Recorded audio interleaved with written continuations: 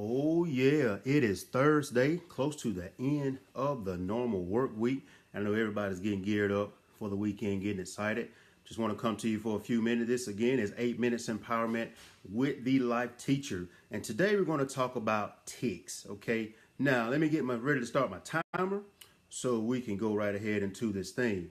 So, today we're talking about tics. We're all familiar with tics. Tics are little bitty creatures who they latch onto us, whether it's latching onto a human or latching onto an animal, a dog. Ticks have a way of latching on, and some are poisonous. Now, with a tick, we have to be extremely careful because it can do more damage than it can do anything. So we have to make sure we don't keep that tick on us, on our animal, too long, because we don't want any type of paralysis and we don't want any type of death. So with the tick, what are some of the type of ticks we face in everyday life?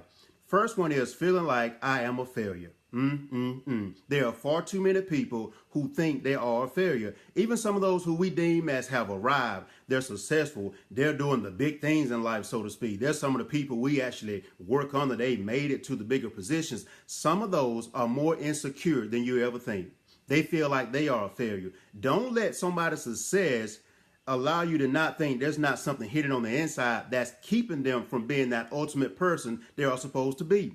Many people in that category, and it's one thing about ladies, and I love you ladies, but a lot of ladies wear makeup because they feel like it makes them look pretty, even though physically it does, but emotionally, spiritually, mentally, they're still a wreck. Because makeup can't do what a made up mind would do. Guys, we're the same way. We will wear the flyest clothes from top to bottom, knowing that we are the flyest thing around, but those clothes don't make us. We'll still have a tick mentality because we still feel like we're nobody. We still feel like we are a failure, and we're not.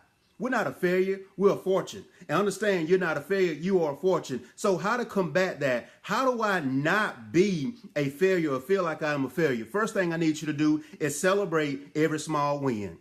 Celebrate everything that you do. If you could say, I went through the day and I smiled, that's victory.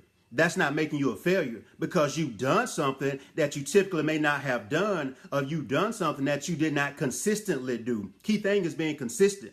And when you start this, it's going to seem like it. You may feel like you're being crazy to yourself, but you have to celebrate the small win. If you could say, you know what, I didn't cuss nobody out today, that's a victory.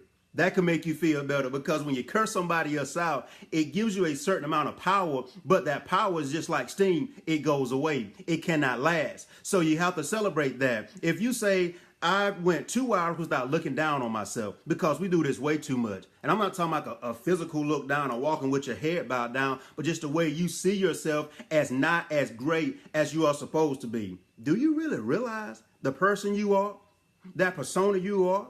I need you to really get that into your brain, that you're not just anybody. You have life. You have breath breathing in you. Even though your life may not be what you want it to be, it doesn't mean you are a failure. It means you are a great human being. You just got to, again, see how to celebrate the small wins in your life. If you say, I looked in the mirror for 5 seconds, I looked in the mirror for 10 seconds, that is a victory. Many people, including myself, I've been there, I couldn't stand and look into a mirror.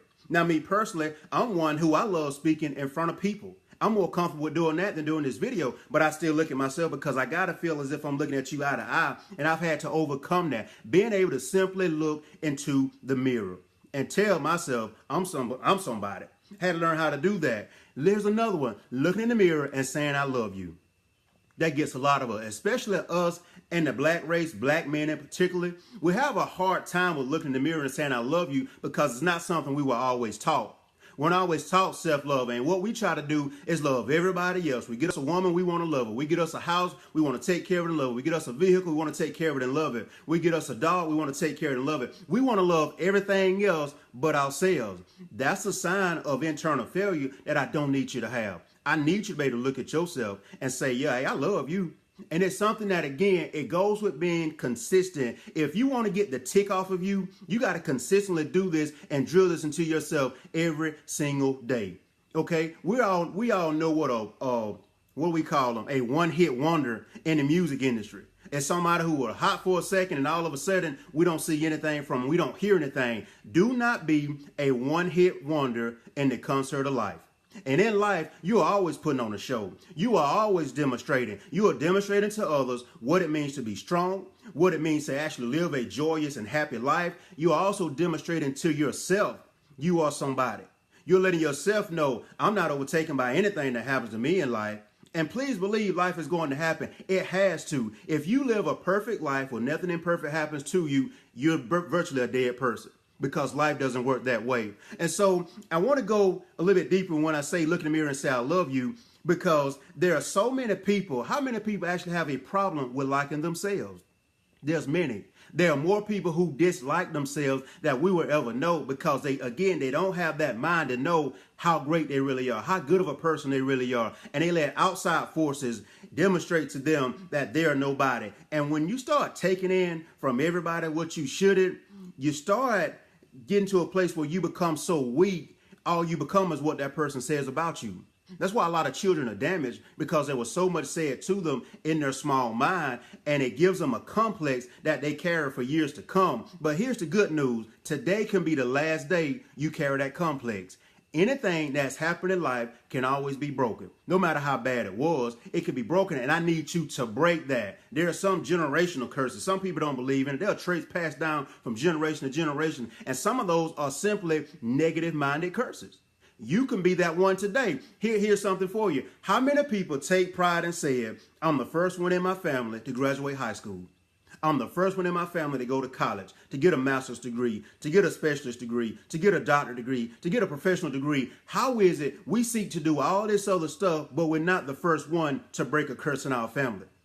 That's why we feel like a failure. And that tick mentality, that tick is that curse that's been on your family for more years than you can think about. It can go back further than your grandmama, great-grandmama, great-granddaddy, more than you will know. But I need you to be that person. I need you to get that tick off of you, because, again, if you don't get that tick off of you, it's going to put something in you. They get into your skin, get into your bloodline. If your blood ever is tainted, you have no choice but to die. And it may not be a quick death. It may be a slow death, but you're eventually going to die, and you're going to experience agonizing pain before you die. I need this to be the last day you experience this agonizing internal pain, because you have what it takes to break this thing.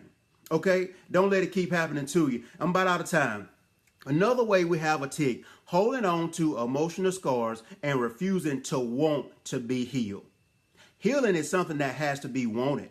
And too many people drown in their own sorrows. I was one of them. To me, the way I handle it, I was going for some Crown Royal. Your boy loves some Crown. I'm just going to be honest with you. And there was a time I loved Crown more than I loved life itself.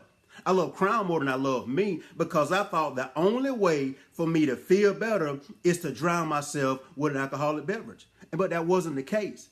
And the thing about healing is, when I say you have to want to be healed, it's funny, when you get sick, you'll eventually go to the drugstore and get something. You may go get alcohol to kill your cold. You may eventually go to the doctor because you want to be healed. But I need you to be your own doctor. I need you to be your own therapist. If you're not going to seek it from the outside, do it from the inside. Make yourself better than what you are. And folks, I'm literally out of time. My time is going up. So I tell you this, we will continue this tomorrow. I typically only do Tuesdays and Thursdays, but come back again tomorrow at 7, and we will have Tick Part 2. And as I always say, make today your story, or tomorrow it will be somebody else's glory. Have a knockout day today.